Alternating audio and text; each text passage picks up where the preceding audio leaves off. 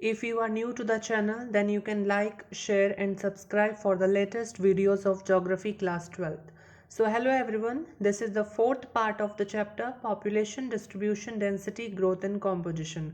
For the first three parts, you can watch video whose link is available in the description box. In this part, I am going to tell you the NCERT question answers and map skills of this chapter. So NCERT questions में हमें सबसे पहले 5 multiple choice questions दिए गए हैं. First is India's population as per 2011 census is. So 4 option है और ये हमारा डायरेक्ट नोट्स में से ही है. इसका आंसर होगा D, that is 1210 million. Second MCQ is which one of the following states has the highest density of population in India. वैसे तो इसका आंसर बिहार होगा, लेकिन क्योंकि हमें ऑप्शन में बिहार गिवन नहीं है, सो सेकंड नंबर पर आती है West Bengal. So answer is A, West Bengal. और इफ़ वेस्ट बंगाल भी नहीं होगा ऑप्शन में, देन आंसर हमारा केरला होगा. Third MCQ is which one of the following states has the highest proportion of urban population in India according to 2011 census.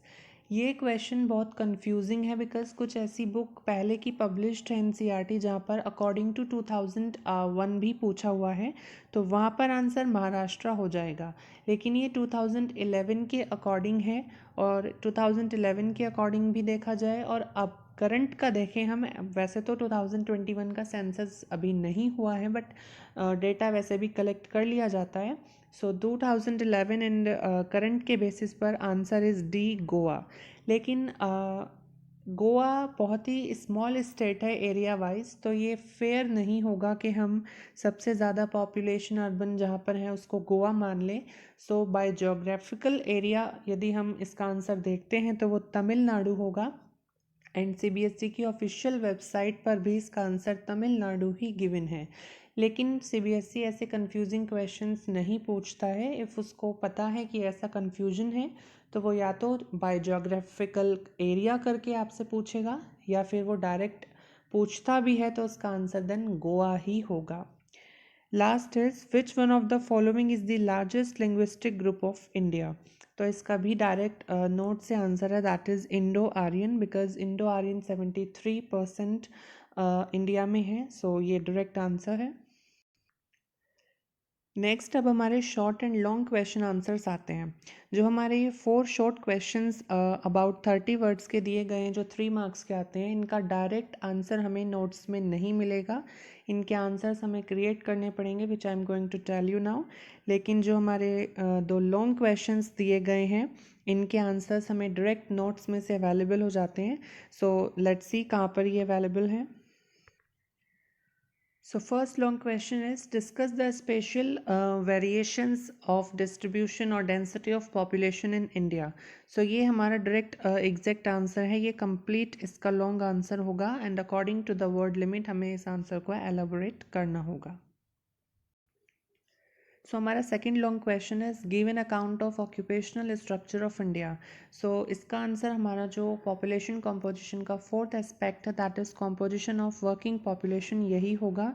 And from here ये पूरा complete हमारा यहाँ तक इसमें डिफरेंट सेक्टर्स का जो डिस्ट्रीब्यूशन दिया गया है, यहाँ तक इसका कंप्लीट आंसर होगा. अब हमारे शॉर्ट क्वेश्चंस में फर्स्ट क्वेश्चन है very hot and dry and very cold and wet regions of India have low density of population.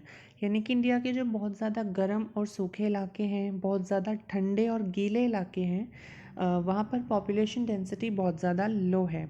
In this light explain the role of climate on the distribution of population.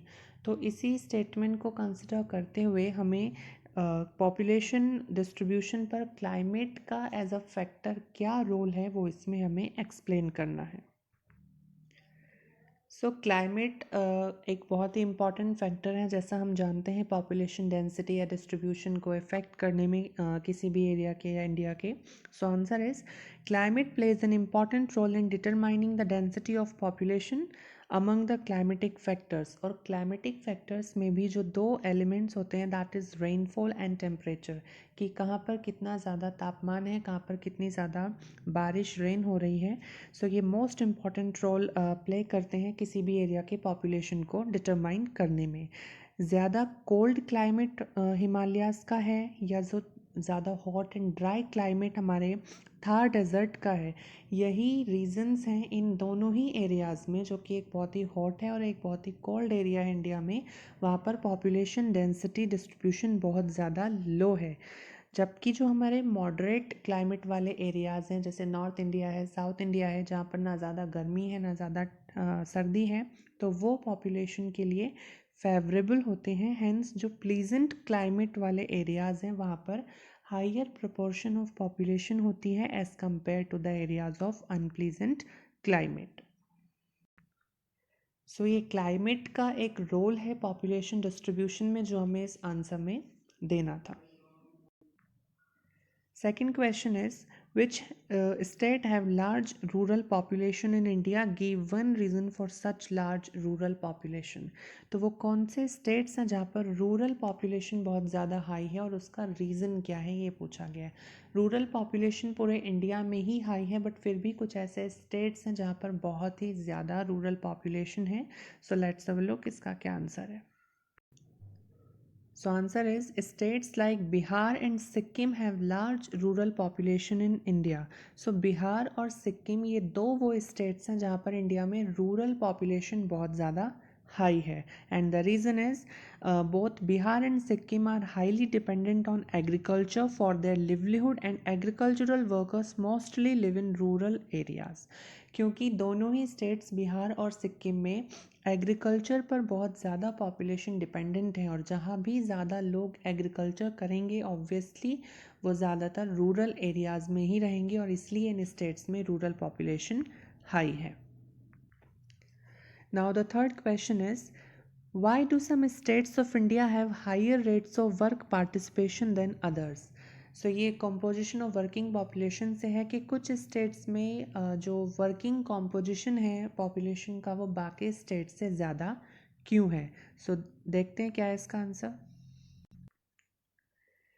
जो हमारे India के poor states हैं या फिर जो लो economically developed states हैं, वहीं पर वर्किंग पार्टिसिपेशन रेट हाई है, और उसके रीजंस क्या हैं। बिकॉज एवरीबडी, जितने भी फैमिली मेम्बर्स हैं वो सब वर्क करते हैं सो दैट कहीं ना कहीं से उन्हें पैसे मिल जाएं और वो अपना घर चला सकें, और इसलिए उनके फैमिलीज़ में जो चिल्ड्रंस होते हैं या ओल्ड एज पर्सनस होते हैं वो भी वर्क में एंगेज्ड होते हैं। पेरेंट्स अपने चिल्ड्रंस को स्कूल्स भेजने में असमर्थ होते हैं क्योंकि उनकी इकोनॉमिक कंडीशन उतनी अच्छी नहीं होती है, और इसी वजह से उनके बच्चे भी लेबर्स के तौर पर वर्क करना शुरू कर देते हैं, और इसलिए पुअर स्टेट्स में या जो लो इकोनॉमिकली डेवलप्ड स्टेट्स हैं जैसे बिहार है, छत्तीसगढ़ है, वहाँ पर वर्किंग पॉपुलेशन रेट हाई हो जाता है। इसके अलावा जो इंडिया हमारा प्राइमरी सेक्टर पर सबसे ज़्यादा डिपेंडेंट हैं और इसमें सबसे ज़्यादा लेबर की नीड होती है, इसीलिए इन स्टेट्स में जहाँ पर एग्रीकल्चर प्रैक्टिस किया जाता हो या फिर जो लो इकोनॉमिकली डेवलप्ड स्टेट्स हैं इंडिया के, वहीं पर वर्किंग पार्टिसिपेशन रेट हाई है, और यही वो रीजंस हो जाते हैं कि क्यों कुछ स्टेट्स में बाकी स्टेट्स से ज़्यादा पार्टिसिपेशन रेट है। So the fourth and last question is, the agricultural sector has the largest share of Indian workers, explain.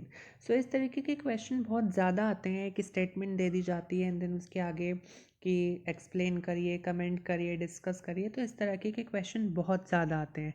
तो इन क्वेश्चन से कैसे डील करना है वो मैं आपको अब बताऊँगा। इसमें कहा गया है कि जो एग्रीकल्चरल सेक्टर है उसमें सबसे ज़्यादा इंडियन वर्कफोर्स यानी कि सबसे ज़्यादा जो लोग हैं भारत के वो एग्रीकल्चरल सेक्टर में ही, कृषि क्षेत्र में ही काम करते हैं। तो इसे एक्सप्लेन करना है। एक्सप्लेन का मीन्स ये हुआ कि हमें बताना है कि किस तरीके से इंडिया के सबसे ज़्यादा लोग एग्रीकल्चर सेक्टर में वर्क करते हैं, यानी कि हमें उन पॉइंट्स को यहाँ पर आंसर में लिखना होगा जो ये साबित करते हैं कि हाँ, इंडिया के सबसे ज़्यादा लोग एग्रीकल्चर सेक्टर में एंगेज्ड हैं।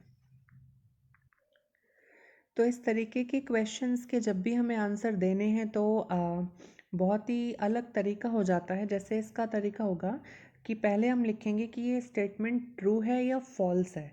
इफ़ ये स्टेटमेंट सही है तो हमें यस करके शुरू करना है, या फिर ये लिखना है यस आई एम एग्री।